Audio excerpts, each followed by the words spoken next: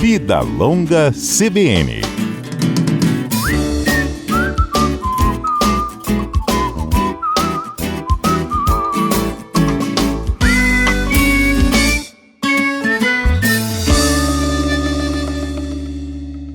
Doutora Simone, bom dia. Oi, bom dia. Então, a gente sempre ouve falar do sono. Tem gente que dorme 4 horas e fica super bem. Tem gente que precisa de 8, às vezes 9 horas de sono. Diz que criança dorme mais, idoso pode dormir menos. Enfim, são tantas coisas. Afinal, existe uma medida certa de sono para cada pessoa? Existe uma recomendação, né? Isso pode variar de indivíduo para indivíduo, né? De pessoa para pessoa, mas existe uma recomendação internacional em relação às quantidades de sono que seriam necessárias em cada fase da vida, né? Então, isso muda mesmo ao longo dos anos.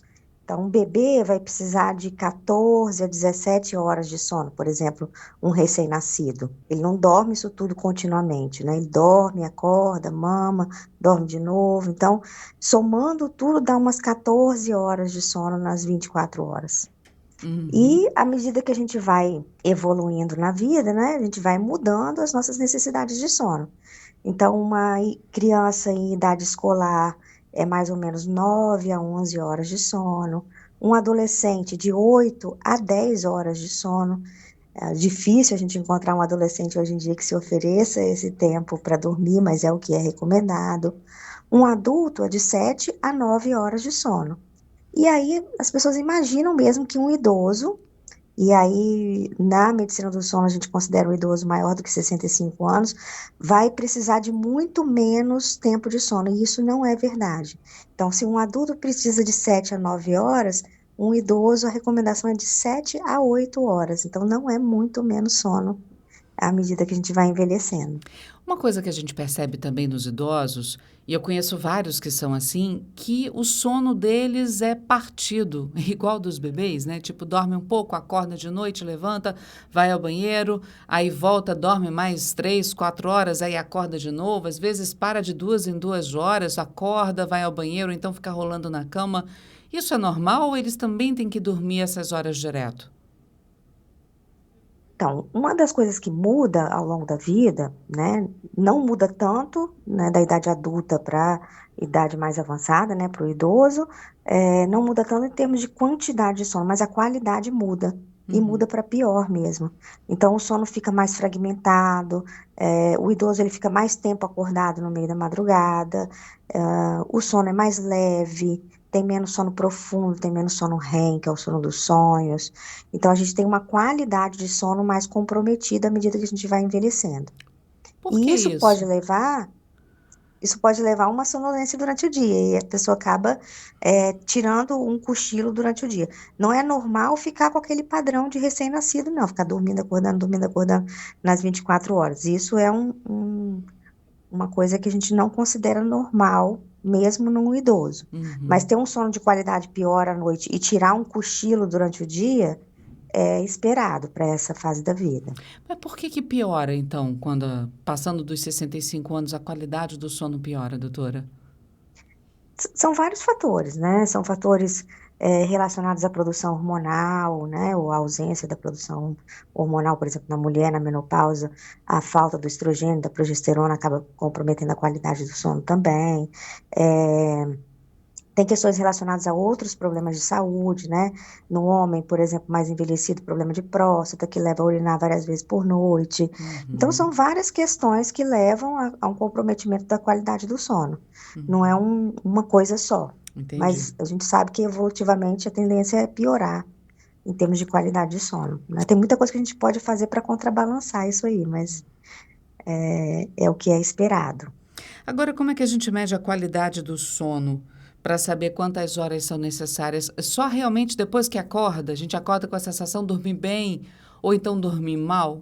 Porque às vezes a pessoa dorme 6 horas, acorda bem. Às vezes dorme 7 horas, acorda cansado. Tem uma fórmula para isso? Como é que a gente sabe a qualidade e a quantidade certa? Então, para medir, medir mesmo, né, quantidade e qualidade de sono que você teve numa noite, é só fazendo o exame, né, fazendo um exame que se chama polissonografia, mas nem todo mundo precisa fazer isso. Então, como é que a gente sabe se a gente está dormindo bem, se a quantidade de sono que a gente está tendo está suficiente? É comum, a gente acorda. Se a gente acorda bem, bem disposto, animado, mas a gente tem que prestar atenção em outros fatores também. A saúde vai bem, a pressão arterial está bem controlada, isso também diz respeito ao sono. A nossa glicose do sangue está bem controlada, isso também diz respeito ao sono. O nosso peso está de acordo com o que a gente, né, precisa que esteja, isso também diz respeito ao sono. Então, às vezes as pessoas imaginam que dormir bem e acordar bem é só ter uma sensação de que o sono, né, descansou, de que acordou bem. Então, questões relacionadas a humor, né, a saúde mental também se relacionam com sono de qualidade ruim. Então, a gente tem que acordar bem e a nossa saúde tem que estar plena, tem que estar tudo ótimo.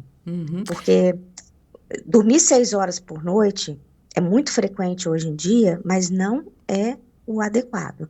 Então, são raríssimas as pessoas que são pequenos dormidores, que a gente chama, e que precisam de 6 horas de sono. 6 horas de sono, pelas pesquisas, é associada a uma mortalidade, de morrer mais cedo, uma mortalidade mais precoce. A gente tem mais chance de demência quando a gente dorme de 6 horas para menos, quando comparado a uma pessoa que dorme 7, 8 horas.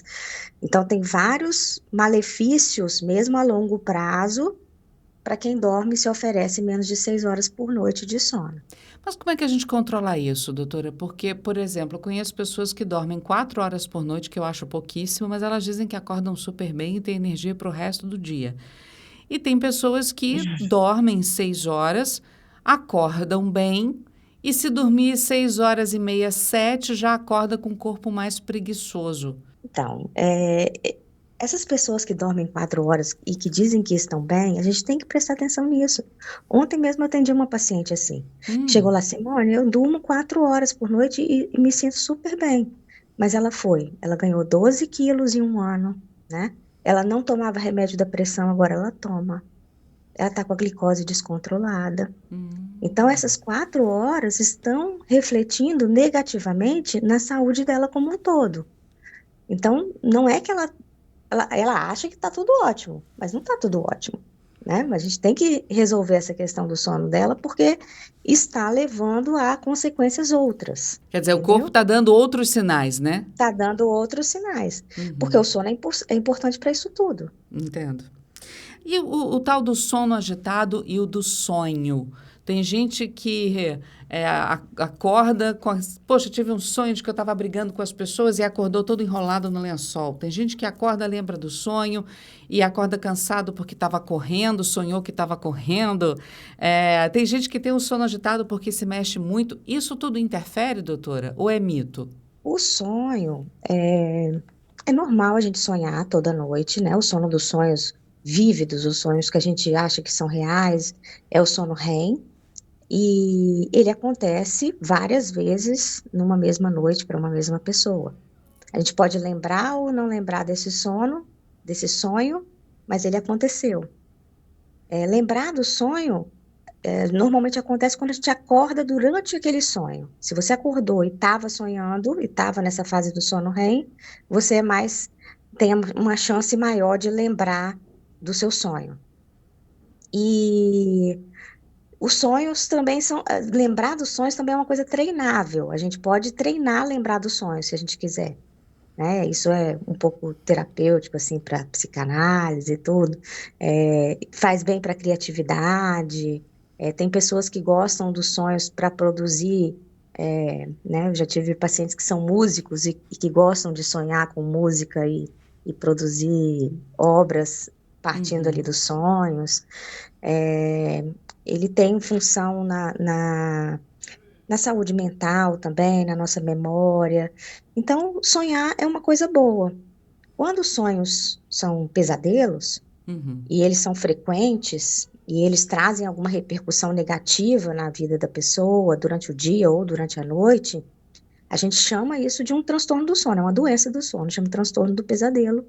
E aí isso tem que procurar ajuda para poder fazer um tratamento.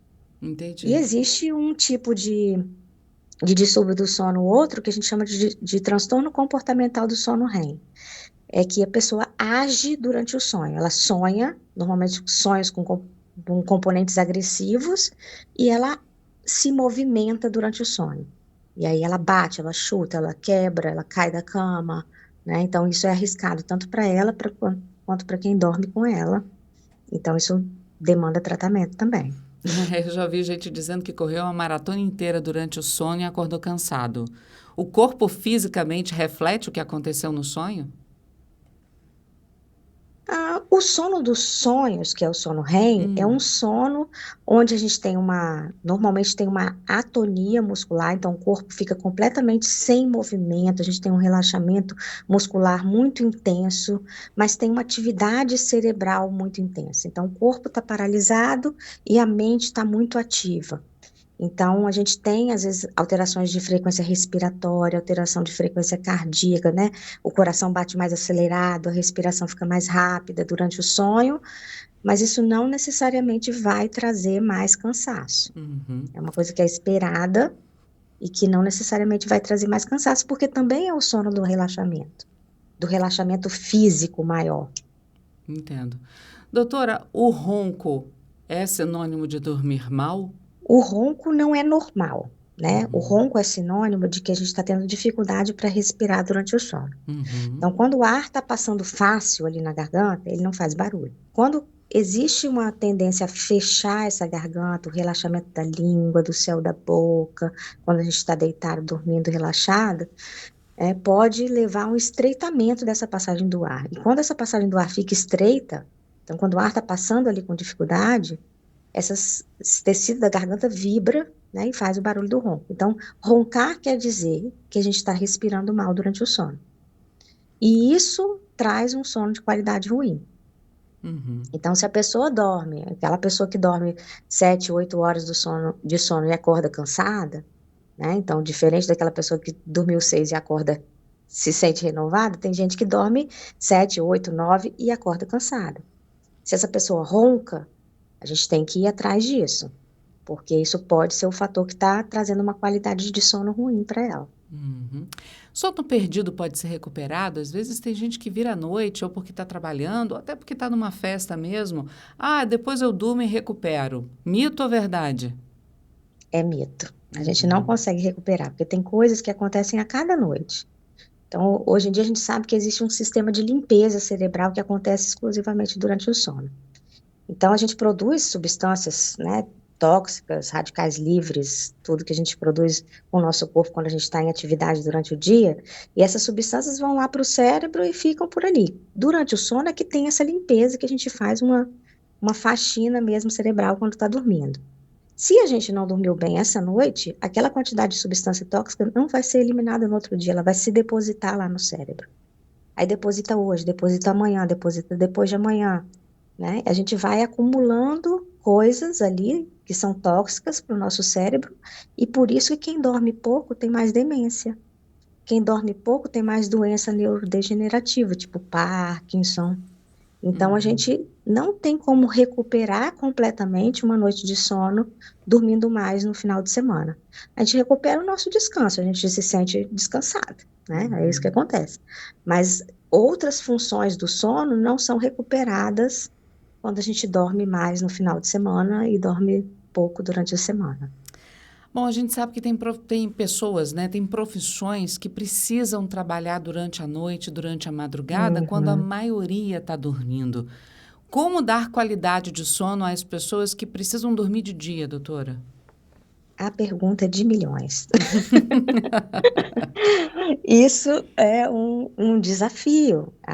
Existe uma doença do sono, existe uma classe, né, está listada lá entre as doenças do sono, o transtorno do sono dos trabalhadores de turno. Então, as pessoas que trabalham em turno, elas são doentes do sono. A gente tenta organizar de uma maneira que elas sofram menos, mas o ideal é que as pessoas passem pelo trabalho de turno durante uma fase da vida somente, e depois elas busquem outra via de trabalho na vida delas. Mas eu sei que isso às vezes não é realidade de muita gente. Mas nós somos, os seres humanos, animais que são feitos para trabalhar e produzir e estar acordados durante o dia. Nós somos animais diurnos, então a noite é para dormir. Quando a gente está trabalhando à noite, a gente vai ter problema. A gente vai ter problema de sono, a gente vai ter problema de saúde. Por exemplo, existe uma pesquisa que foi feita entre enfermeiras, né, que trabalham à noite. Elas têm mais chance de ter câncer de mama, por exemplo, Olha, do que as mulheres que trabalham normalmente durante o dia, do que as enfermeiras que não dão plantão noturno. que Então, assim, a gente interessante. sabe que tem muito prejuízo para a saúde esse trabalho de turno. É um trabalho que precisa ser feito, a gente sabe disso, e a gente tem que tentar minimizar os danos somente, com orientação. Entendo. Doutora, aquela pessoa que acorda, mas quer ficar na cama mais um pouquinho e acaba cochilando de novo. Pode ou não pode? Não deve, né? Então, assim, a gente tem que tentar. Se você sabe que você precisa de uma certa quantidade de horas, precisa de 8 horas. Dormindo às 10, dá para acordar às 6, o relógio despertou às 6, beleza. Levantou e tenta partir para a vida. Não vale a pena você colocar o relógio antes do que o horário que você gostaria de levantar, porque aí você fica só naquele sofrimento de dorme, acorda ali, adia um pouquinho mais o relógio. Isso não é saudável, você interrompeu o andamento do seu sono antes da hora. Então, não é legal a gente fazer isso. Principalmente para quem tem problema de insônia. Quem tem problema de insônia tem que ter mais rigor ainda com o horário de levantar, assim, ter um horário fixo e levantar mesmo de fato na hora que o relógio toca. Para a gente encerrar, doutora, a senhora falou que tem meios de minimizar essas questões que envolvem o nosso sono, né? O que a gente pode fazer para dormir melhor? Começando hoje. Começando hoje, fazer exercício regularmente, de preferência de manhã, mas quem não puder fazer de manhã, pode ser qualquer hora, pode ser até à noite. Então, ter uma atividade de exercício regular, ter exposição à luz natural durante o dia, para fazer o contraste com o escuro da noite. Então, não é só escurecer a noite, a gente tem que clarear o nosso dia, tem que ter um pouco de exposição à luz natural. E à noite, a gente tem que escurecer a nossa noite. Então, deixar as luzes da casa apagadas, desligar os eletrônicos 1, 2 horas antes do horário que a gente quer dormir. Então, isso ajuda a sinalizar para o sono. Ter uma certa regularidade até com o horário de refeição, né? Fazer a última refeição umas 3, 4 horas antes do horário que a gente quer dormir, mas ao longo do dia ter uma regularidade, assim, no horário de tomar o café da manhã, no horário de almoçar. Isso vai mandando sinais para o nosso corpo de que é hora de dormir.